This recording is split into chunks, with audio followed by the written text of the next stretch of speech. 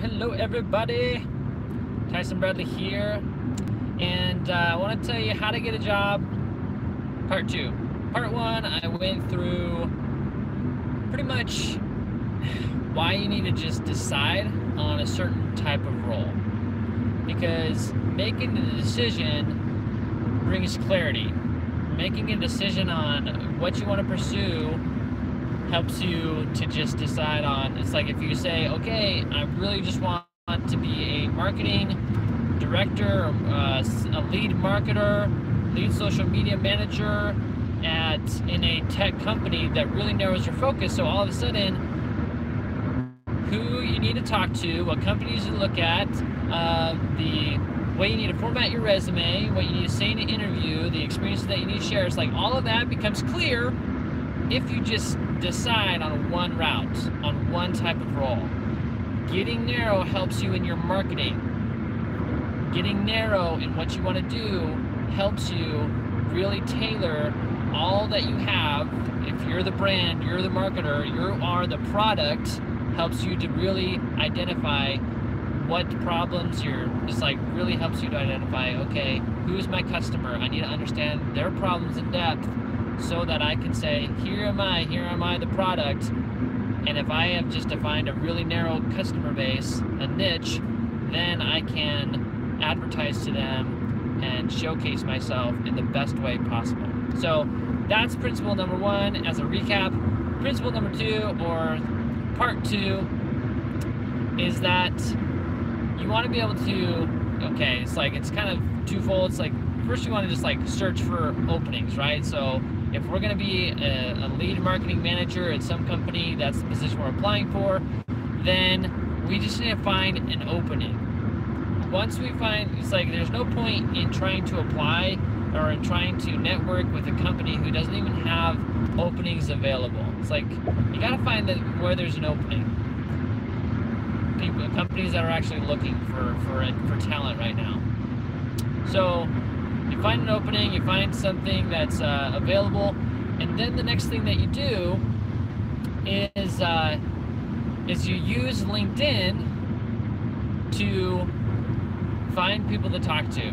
So let's say that you're looking for a lead social media manager position at AT&T, right?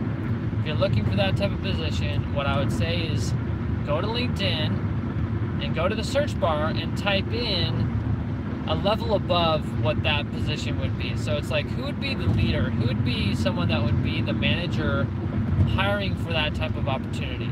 And most likely it would be, okay, director of social media marketing.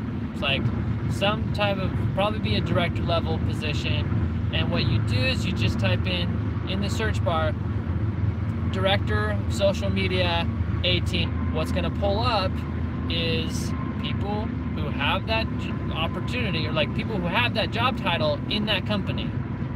Which is super nice, because if you have their name, you also have their email.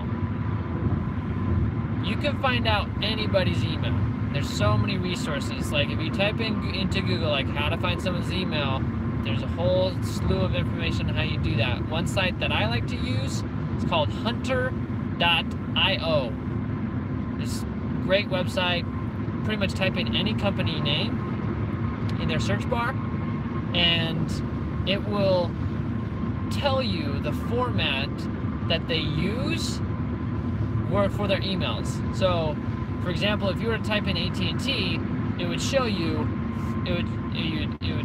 okay, the format that they use among all their emails is first name dot last name at att.com. So any other and sending them an email is to try and get an informational interview.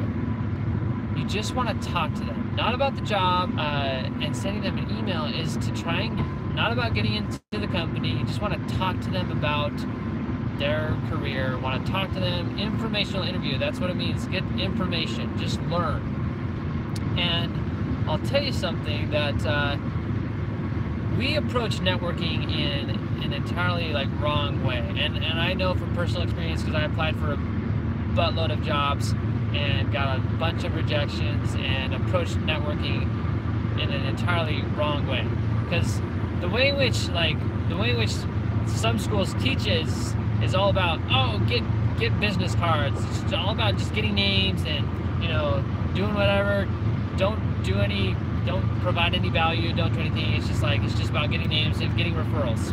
And as much as that's great and all, when you go into like an informational interview and you're thinking thoughts like, oh, I hope this person like refers me to HR, or oh, I hope this person can like help me get this job. I hope that they can refer me or help me in some way. Anytime we think thoughts like that, it's going to impact the conversation. It's going to impact the questions you ask. It's going to impact your tone of voice, and you're going to come across as needy and someone who's just trying to get something. Disingenuous. That's what's going to happen. And I had this experience when I was networking with people. I made the mistake of having that kind of mindset and approaching different people, and the relationship was never truly built, and I never got anywhere with those jobs.